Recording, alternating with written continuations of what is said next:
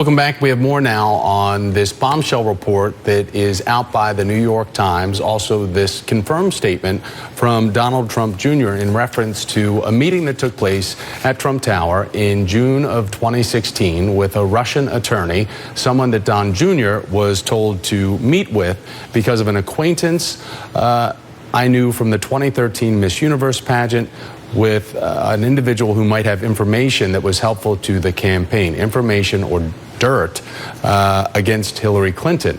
Joining me now, Richard Painter was President George W. Bush's chief White House ethics lawyer from 2005 to 2007. Paul Butler is back with us, an MSNBC political analyst and former federal prosecutor, professor at Georgetown Law School. CNBC editor-at-large John Harwood remains with me, and former Rand Paul staffer Brian Darling, founder of Liberty Government Affairs, is with me as well. So when we look at this, John, and we hear about the information that is coming out right now with Donald Trump Jr. confirming the origins of the meeting. And again, this is an amended statement to what he first said about why he took the meeting with the Russian attorney and pulled in Jared Kushner and Paul Manafort. Is this a nugget of information that has somehow leaked from Bob Mueller's investigation, which has been pretty tight-sealed so far? Don't know. The Times story originally yesterday said that they had been given access to documents or been able to view documents. Didn't say where the documents came from.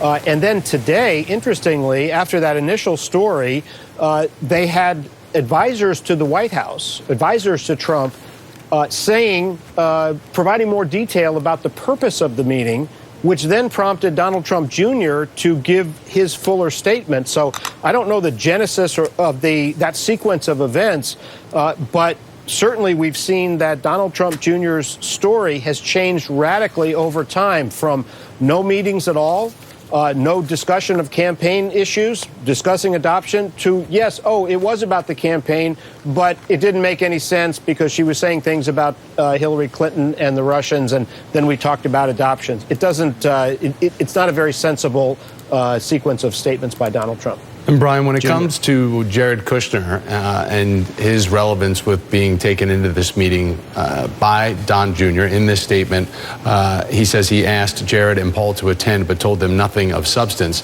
How does this already hurt his role inside the White House because of the fact that there were omissions for his security clearance when it came to this meeting and also with Sergei Kislyak, the Russian ambassador?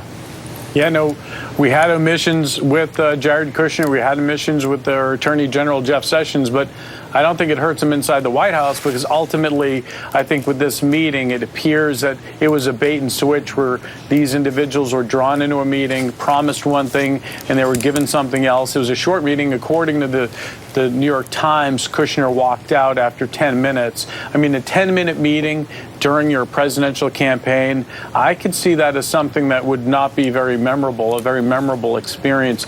He says that it was approximately 20 to 30 minutes.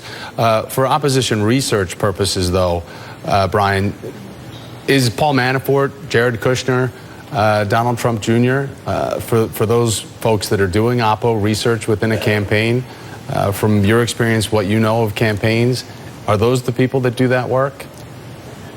Well, with the promise of a connection between Hillary Clinton and the Russians, the promise of a connection between the Democratic National Committee and Russians funding the DNC, if that were to come up, I would think you would get very high-level staffers to show up in the meeting. But then when the meeting turned out not to actually have the promised information, I can understand how they walked away. And it was a pretty forgettable meeting when you meet with somebody who promises something and then nothing comes of it.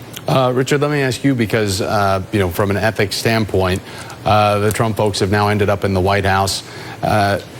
We know where Hillary Clinton's position has been on the campaign trail about Vladimir Putin, or as Secretary of State, calling him a thug, calling him a killer, and not having a soul as a member of the KGB. Is plausible deniability for Donald Trump Jr. and also for Sr. about the fact that Jr. is saying my father knew nothing of this meeting or these events? Does he really have plausible deniability baked in? I don't know what President Trump knew at the time, but Donald Trump Jr. And Jared Kushner were apparently both of them involved in this. And this was an effort to get opposition research on an opponent in an American political campaign from the Russians who are known to be engaged in spying inside the United States. We do not get our opposition research from spies. We do not collaborate with Russian spies unless we want to be accused of treason. And I could say I worked for 2.5 years as the chief ethics lawyer of the Bush administration. The Bush administration never would have tolerated this. And if this story is true, we'd have one of them, if not both of them, in custody by now. And we'd be asking them a lot of questions because this is unacceptable. This borders on treason. If it is not, it's self-treason, depending on whether the New York Times story is true. But this is a very, very serious situation. We should not treat this lightly. And the fact it was a 10-minute meeting is irrelevant. You can accomplish a lot by way of damaging your own country, assisting an adversary in espionage inside the United States in 10 minutes. And we need to make sure this never happens again. Well, according to Don Jr.'s statement, the meeting was 20 to 30 minutes long. Again, on the promise of having some type of compromising information about Hillary Clinton and the DNC. I want to go to the White House right now. Correspondent Kelly O'Donnell is standing by for us. Kelly, we know Chief of Staff Reince Priebus was on the Sunday morning talk show over on Fox and said that this was set up by the Democrats, a trap. Has the White House responded since we have from Don Jr. an updated comment about the context of this meeting? No, the White House, as in the official office of the president, is not commenting. The president's outside legal counsel has said that the president had no knowledge of this, was not aware of the meeting. We do have separate tracks of contacts with Jared Kushner's team, with Paul Manafort's team, with Don Jr.'s team to try to get pieces of this put together. Part of what's interesting is to sort of look back. This was June 2016. The New York Times lists the meeting as June 9th. In the statements from Don Jr., they don't give a specific date. That was right in the heat of the Judge Curiel furor that was happening with then candidate Donald Trump lashing out at an Indiana-born federal judge of Mexican heritage. The campaign was in many ways on fire at that point. On the same day, there was a very big donors meeting and Republican Party sort of bigwigs in New York, not at Trump Tower. And the president was speaking at that location, a separate event with a lot of the senior team and the people who were part of the campaign apparatus at the time, trying to encourage donors to sort of stay with the team. Again, he had already clinched the nomination, but was in the midst of, it's hard to even remember how many of these sort of dust-ups that emanated from Twitter and the president's own comments that caused a lot of fury and heat during the campaign season. So that was sort of the moment when this was occurring, at a time when they had the nomination locked up in terms of beating the Republicans, who were also vying for the nomination, but before the convention. Also at a time when Paul Manafort, who was then chairman of the campaign, his role had a lot to do with making certain nothing went off the rails at the convention within the structure of the rules to nominate officially Donald Trump. So I think it's helpful to go back in time and remember what that period was like. They knew they had beaten their rivals, but they were not certain if they could actually earn the nomination through all of the channels of the party apparatus. So that's part of the background. This is certainly an issue that Don Jr. will have to answer more fully. We have to find out if he has been asked to provide any information, records, calendar, emails, anything like that to investigators. That's something that I think will be a pressing question going forward.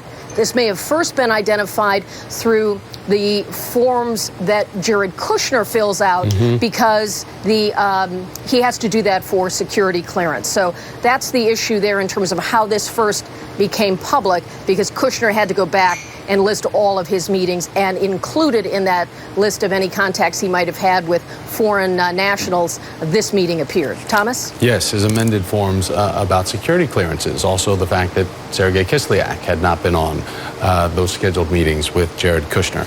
Kelly O'Donnell at the White House. Kelly, great to see you. Keep us posted. Paul, let me go to you on this and the legal issue for Don Jr., if there even is one, when it comes to why and how this meeting transpired. Do you think that he has put himself in any type of legal jeopardy by providing this fuller context statement of what the meeting was about and how it happened?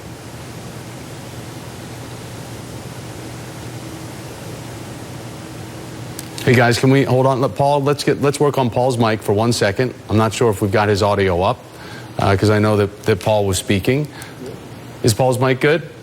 All right, so we're having some issues with that. So, Richard, let me take it back to you. The legal jeopardy. Is Don Jr. in any?